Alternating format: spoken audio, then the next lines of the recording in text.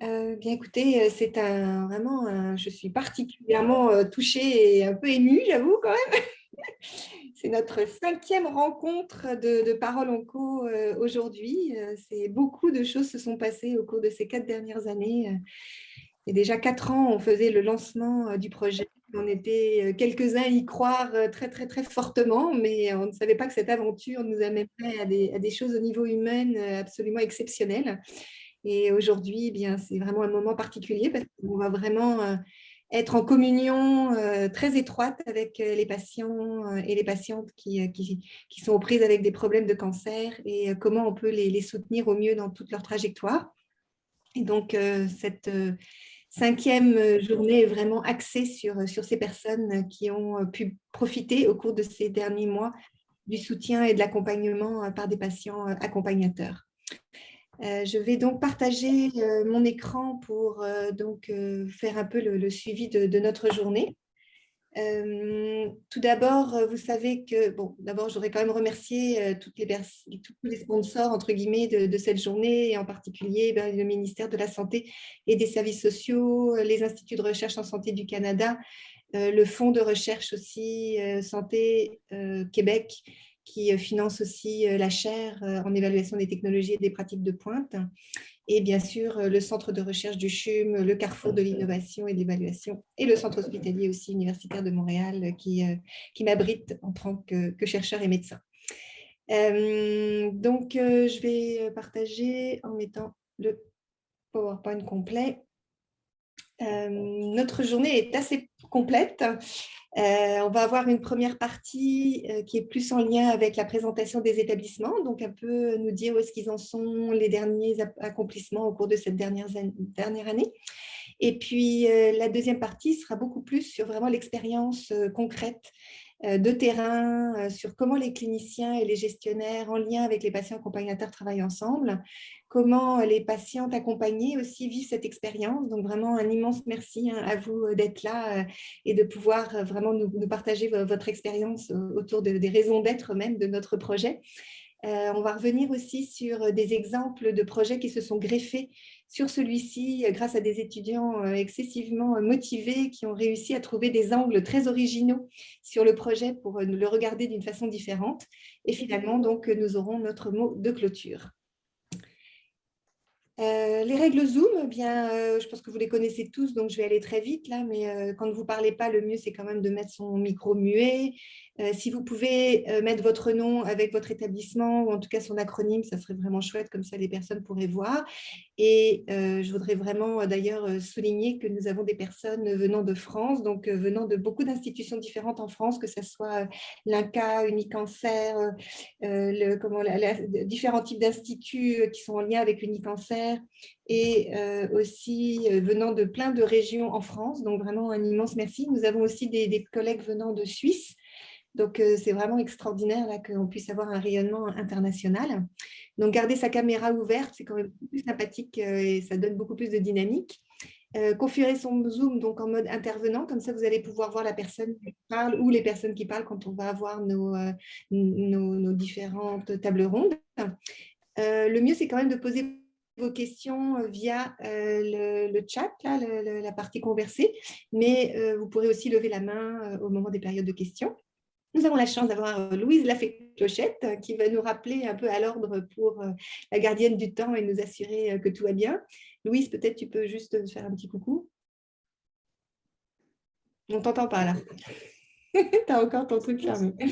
Justement, il reste 1 minute, Marie-Pascale. Voilà, un sondage de satisfaction enfin. Et attention, pour info, la rencontre est enregistrée, mais vous étiez déjà au courant. Donc là, c'était comment s'appelle je ne sais pas pourquoi ça allait dans le mauvais sens. Donc là, on est à l'introduction de notre mot d'ouverture. Je vais juste dire quelques mots et puis j'ai laissé tout de suite le plancher complètement à Mado qui a vraiment des choses importantes à partager avec vous. Mais je veux juste revenir sur l'origine quand même de ce projet où nous avons eu l'intuition et on savait déjà que la qualité des soins, c'est à la fois de la qualité technique et c'est aussi de la qualité relationnelle. Donna Bédian a été vraiment notre maître à tous là, dans le domaine de la qualité, disait qu'effectivement on mettait beaucoup d'énergie sur la qualité technique et un peu moins sur la qualité relationnelle. Et ce projet se voulait vraiment pour pour continuer à bonifier la qualité relationnelle dans le domaine de la cancérologie. Et notre pari, c'était de dire que grâce à des patients qui ont déjà vécu des épisodes en lien avec un épisode de cancer, on permettrait de pouvoir encore améliorer cette qualité relationnelle. Et vous allez voir au cours de cette journée que non seulement c'est la qualité relationnelle, mais aussi la qualité technique finalement qui est touchée par les patients accompagnateurs. Donc, ça fait 4 ans que nous avons décidé de mettre en place ce projet qui était très ambitieux, voire un peu utopique. Les premières années ont été quand même un peu cas, pas toujours évident. Puis là, vraiment, on a un bilan très, très, très spectaculaire à vous présenter aujourd'hui, dont on est tous collectivement très fiers. Et vraiment, c'est tout un chacun qui est présent aujourd'hui, qui vraiment peuvent être redevables et remerciés vraiment de toute la contribution que vous avez faite à faire en sorte que ça soit un succès. Voilà, donc Mado, je vais te laisser la parole. Merci. Merci Marie-Pascale. Alors, voilà. Alors, c'est avec plaisir que cette année encore, je vais m'adresser à vous pour amorcer cette rencontre annuelle de Parole Onco. D'entrée de jeu, j'aimerais vous dire que je suis une patiente. J'ai eu un cancer en 2011. Merci la vie, ça fait 10 ans et j'ai encore des soucis de santé, mais que je gère au quotidien. Ce sont mes compétences expérientielles acquises avec la maladie qui font que Marie-Pascale m'a intégrée à part entière dans son équipe et au nom de toutes les personnes touchées par le cancer, je la remercie. Je suis aussi patiente accompagnatrice à l'hôpital Maisonneuve-Rosemont. Dans la présentation qui va suivre, le féminin l'emporte sur le masculin, puisque la majorité des personnes actives dans ce projet sont presque essentiellement des femmes. Alors, bienvenue, messieurs, dans le féminin l'emporte sur le masculin. Pour commencer, j'aimerais faire une petite rétrospective de nos thèmes annuels. Marie-Pascale en a parlé un petit peu, mais je vais les reprendre un après l'autre. Alors, septembre 2017, on fête l'accouchement de ce rêve porté par plusieurs d'entre nous. On était euphoriques, on allait enfin pouvoir réaliser la recherche pour que des patientes accompagnées par des patientes accompagnatrices intégrées dans une équipe de soins. Le rêve alimente le désir nourrit l'acte. Septembre 2018, on a vécu le choc de la première année de naissance. On a vécu la différence entre le rêve et la réalité. Pas aussi simple qu'on pensait la mise en place de ce projet. La ligne droite n'est pas toujours la meilleure façon d'arriver à destination. Alors, on s'ajuste. Septembre 2019, on change notre fusil d'épaule. Passons des grandes réflexions théoriques à l'action concrète. Partons de la base et développons ce projet avec les personnes qui veulent s'investir parce qu'elles y croient. Septembre 2020, on réfléchit sur la reconnaissance des patientes accompagnatrices et sur leur intégration dans l'équipe de soins. J'oserais dire aussi que la pandémie nous a propulsés dans l'action. Pour Parole Onco, ça a peut-être été un petit plus, c'est ça qu'il faut voir. Et nous voilà en 2021, nous revenons à la source, les patientes au cœur du projet. Être touché par le cancer. Si vous avez personnellement vécu une telle situation ou encore l'annonce d'une maladie grave, probablement que tout ce que je dirai vous fera comme un gant, ou presque. Je choisis de partir de mon expérience, parce que je me connais bien, là, en fait, je pense que je me connais bien. J'ai encore une telle acuité de cette annonce du diagnostic et de tout ce qui a suivi, malgré les 10 années qui se sont écoulées, il n'y avait pas de patiente accompagnatrice à l'époque. Tranche de vie. Quand on est dans le réseau, on parle souvent de projet de vie. L'intrus qui s'amène dans notre corps ne peut pas être notre projet de vie. J'aime bien l'expression « tranche de vie ». J'ai un exemple farfelu pour vous faire sentir la différence. Vous partez en balade avec une destination bien choisie, vous avez fait un beau plan, vous savez là où vous allez aller, vous êtes heureux, la vie est belle, il fait beau et tout. Et vlan, vous arrivez dans un bouchon de circulation qui vous fait rester, faire du surplace pendant au moins 1 heure de temps. C'est pas un projet, c'était pas dans le projet. C'est une tranche de vie, mettons. Hein? C'est toujours intéressant de se souvenir quel était notre projet de vie avant l'annonce du diagnostic. Peut-être que tout allait à merveille ou encore qu'on avait une vie tranquille ou peut-être encore qu'on était au bord d'un gouffre. Bref, quel que soit notre état d'avant, il y a au moment de l'annonce un arrêt sur image, comme dans un film, quand on voit un personnage figé et que tout roule autour de lui. On ne sera plus jamais pareil, on ne choisit pas la maladie, elle s'installe. La première pensée qui m'est venue, je vais mourir. Quand j'ai demandé mes chances de survie, on a eu beau me dire qu'elles étaient de 80%, c'est le 20% que j'ai retenu. J'ai pleuré et un de mes fils qui était là m'a accueilli. L'importance des proches. Quand on est touché par le cancer, nos proches, nos amis le sont aussi. Certains se rapprochent, d'autres s'éloignent. Une amie m'a dit que son mari a réagi en lui disant « c'est trop pour moi ». Bref, les proches aussi sont touchés. Après le choc, c'est le temps de se secouer car il y aura peut-être la mort, mais en attendant, il y a la vie. J'ai eu un plan de traitement 1 mois plus tard. On s'entend que j'ai trouvé cela une éternité. Il y a le temps réel et le temps ressenti, n'est-ce pas? Les traitements. On s'occupe bien de mon cancer. J'ai un agenda de ministre qui a duré 1 an. La chimio, la chirurgie, la radiothérapie, etc., l'hormonothérapie aussi. On faisait tout pour me guérir du cancer. Je vivais les services complémentaires. Mon prochain sujet, les services complémentaires. Je vivais quand même des difficultés personnelles. J'aurais bien aimé avoir une patiente accompagnatrice. Certes, on m'avait donné une pochette pleine de documents, mais croyez-le ou non, je n'ai pas eu le réflexe de l'ouvrir. Je pense que j'ai ouvert ça après les traitements. Je cherchais à droite et à gauche des personnes pour me donner des conseils aux différentes étapes de mes traitements. Mon infirmière pivot, Jocelyne, toute débordée qu'elle était, retournait mes appels dans les 24 à 48 heures. Elle était là pour moi, comme pour les autres, et j'ai admiré cette personne. Je me fiais à elle. Elle était mon cordon ombilical avec l'hôpital. Un jour, je lui dis que je pleurais souvent et elle me dit « Voulez-vous consulter une psychologue? » Alors, j'ai dit « Oui, je le veux. » J'ai eu de la chance, les professionnels sont des ressources importantes. J'ai eu la chance d'avoir plusieurs rencontres avec Clarisse et j'ai compris des choses sur moi, des choses de mon environnement toxique. Merci aux professionnels d'être là. Un peu plus tard, j'ai encore appelé mon infirmière pivot parce que j'avais un édème assez important à mon bras droit. Alors, après 3 semaines d'incertitude, on m'a confirmé un lymphédème. Je ne connaissais pas ça et j'avais peur en me couchant le soir de me réveiller avec un énorme bras le matin, comme ce que j'avais vu sur Internet.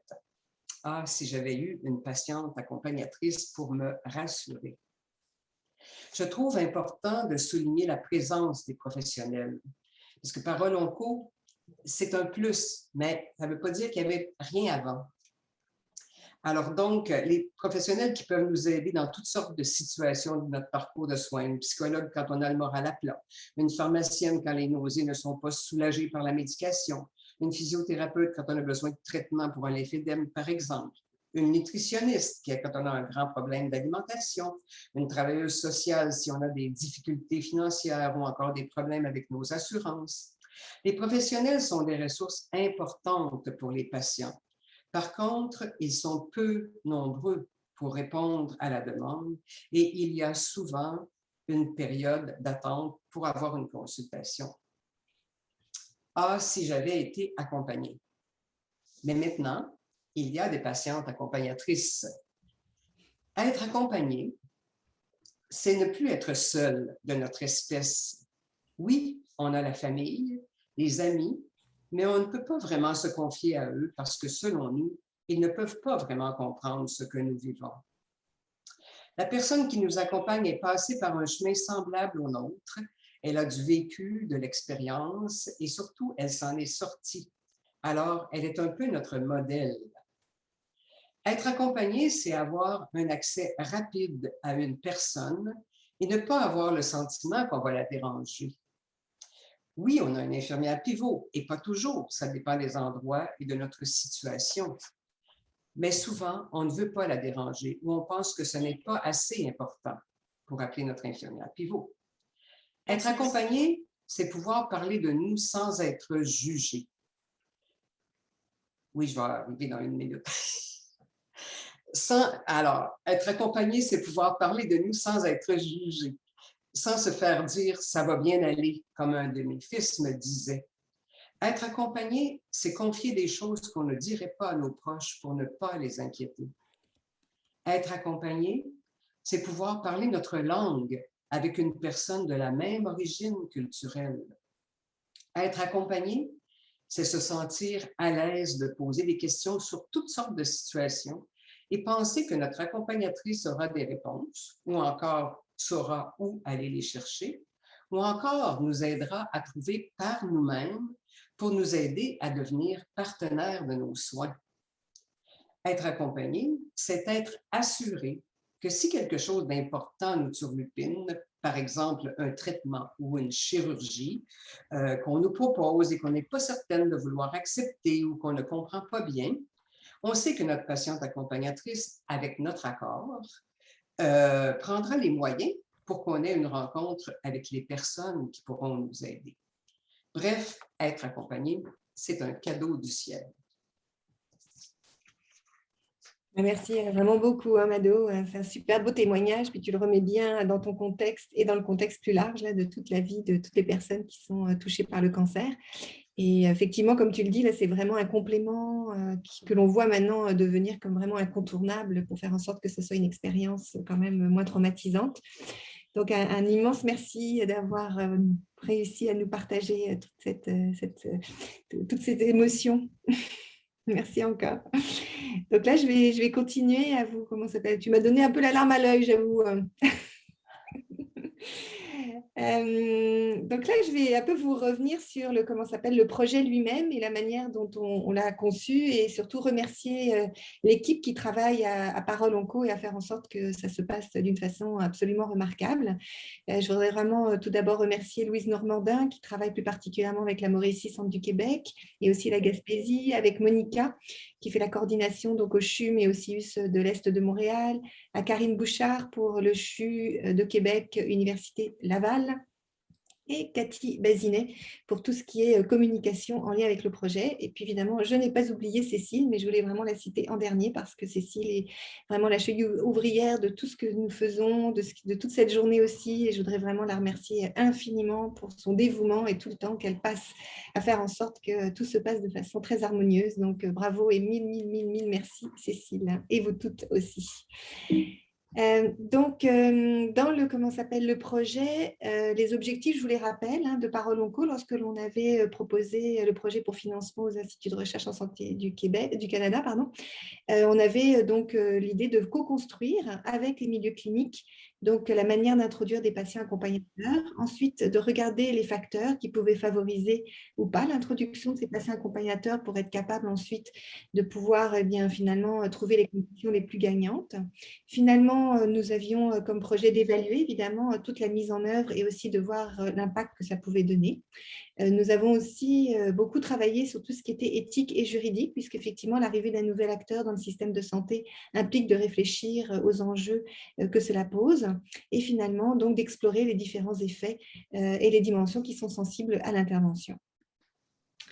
Dès le départ aussi, nous avions réfléchi à différentes phases. Donc, au cours des 2 premières années, on était beaucoup dans la phase 1 et la phase 2, donc qui était un peu la préparation de l'établissement, de regarder aussi comment on pouvait tester avec certaines équipes la possibilité d'introduire les patients accompagnateurs. Et puis, au cours de la dernière année et demie, on va dire, on est vraiment dans le déploiement de l'intervention avec, pour les 4 établissements, plus 1, la Gaspésie a fait quelque chose d'un petit peu différent, là, puisque c'était sur un pont sur la maison.